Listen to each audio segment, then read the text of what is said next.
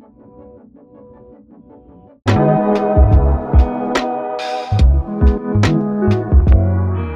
up, y'all? Welcome back. Welcome back. This is part 2 of my bookshelf tour in my living room.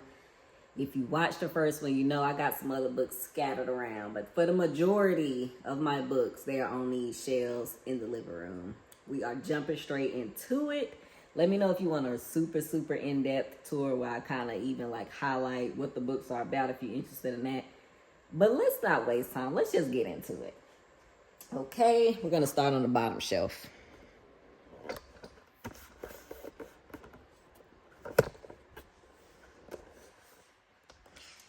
So here, this is where I typically keep my book that I'm reading this month.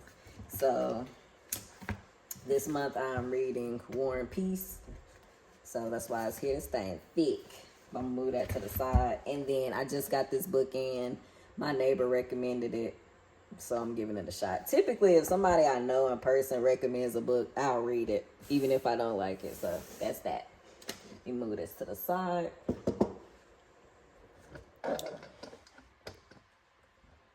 Okay, so here, Michael Crichton, my husband, got me. Every Michael Crichton book you see is because he's one of my husband's top writers. I mean, authors, not his favorite, but up there, top 5. So he got me that. Nickel Boys, definitely a top read. Last year, let me lower this. Plain Theology for Plain People. I actually really like this book as far as like theology books are concerned. It's no fluff, super good. Paradise Lost. This was a gift. Anyways, moving on. Tina Turner, Bad Blood. I actually haven't read this book, but I want to. The Phoenix Project and the Unicorn Project. These are 2 books that I got. I'm in like a professional book club too. And these are 2 books that was about the book club. So a novel about developers, digital disruption, and thriving in the age of data. And then, so it's the regular book and then a sequel. Some Christian books here, Bittersweet Earth. Come on, Bernice McFadden. People Hacker, Holier Than Thou. And then here are some graphic novels. My husband actually got me Kindred, and then I ended up getting Parable of the Sower because I read them both. And then we have the March series here. Okay, next shelf, y'all, next shelf. Again, let me know if you want a super in-depth one, because I can go through and kind of give reviews of each, but I'm trying not to keep y'all here for too long. Over here we have, I done told y'all, there's no rhyme or reason for really how they're organized outside of where I want to put them when I get them in. So these just look good over here. That's why they over here. We got King by Jonathan Eag, which I feel like is a really good representation of Dr. Martin Luther King Jr.'s life.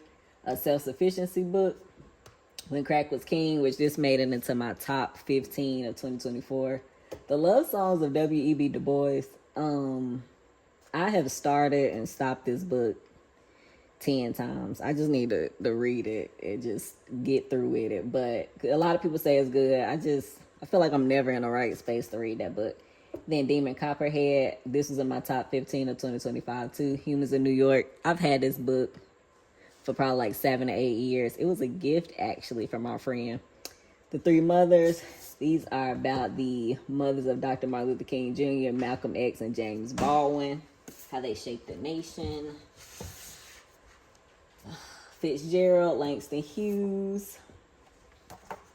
Then we have my Steinbeck books. Grapes of Wrath, which I feel like most people have read that, and Of Mice and Men.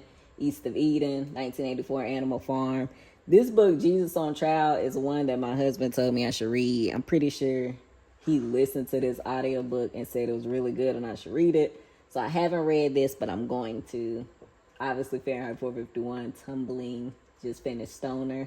I got this recommendation from Black Lit Geek. He said it was one of his favorite books, I think. So I haven't read this yet, but I found it. Look at it. It's kind of beat up, but I got it for a great deal, so I'm going to read this. I just haven't yet. James Baldwin. This one was interesting. I haven't read it yet. I picked this up at a Goodwill. An Anatomy of Addiction. How Sigmund Freud, William Hasted, and the miracle drug cocaine But yeah, James, amazing. Haven't read Africaville yet. S.A. Cosby, Gucci Mane, you know, the autobiography of DMX. I really like that. Moving on up. This shelf, y'all don't roast me, but I obviously haven't put a picture in this frame. I have a candle here. These are the Silverstein books or Silverstein books. These two are from my husband. Actually, all of these are his, but some of them are like the original that his mom got him when he was a baby. So I love to keep those there. She ended up giving them to him when he had his first child. Over here, we just have a couple of Christian books. We have Roots, The Fourth Turning, which is a really good book. And what else is over here? Who Moved My Cheese? I feel like everybody's heard of that book. And then a couple of indie books as well on this shelf. Okay, so this shelf I'm going to kind of do in spurts because the way I got this set up, y'all, it's so weird. But anyways, over here we have In Forgiving What You Can't Forget. I'm only going to point out what really stands out. I haven't read this yet, but I'm going to read it this year by the time you read this. The Space Between Chelsea's Smile and Mental Illness. Gonna read that for sure. We have Sugar, The Adversary, The Giver, also good. Native Son. These books, I know I said there's no rhyme or reason, but these are all like your little, like original, you know, tiny little books. So that's kind of why they're up here, just because they're all little, like your throwback, tiny little pocket books. You know what I mean? I got my color purple. Like, that's why these are here. Dracula, a little Bible, devotional, some more devotionals, Bud Not Buddy, Lord of the Flies, some stuff that me and my kid gonna read together. Then we go up here, we have Back to Amy, the XY, some Harry Potter books, the Hunger Games series, let me move this, The Color of Law, Lose Your Mother. I really want to read this year. I keep starting this book too and haven't finished it yet. Yeah, Frankenstein. Another book that I read for work. What else? I'm trying to see what like pops out to me. Okay, last shelf over here, y'all. This is The Delectable Negro, something I really want to read. 400 Souls. The Spook That Sat by the Door, classic. William Shakespeare, and then some textbooks. These are just like magazines and stuff like that. So that's it for this, y'all. That's part 2. That's both sides of the TV in the living room. If you want an in-depth tour, let me know and I'll kind of go through. I'll have to probably put it in. I could do a big video. If you want an in-depth tour where I'm like going through the summaries and kind of telling you what my mini reviews are, I'll try to keep it light. Let me know if you want to see that in one long video or like broken down to like 20 minutes tops per video. But yeah, that's it. Thank y'all for watching. I told you it only takes 2 people to request it, and then I'm gonna do it.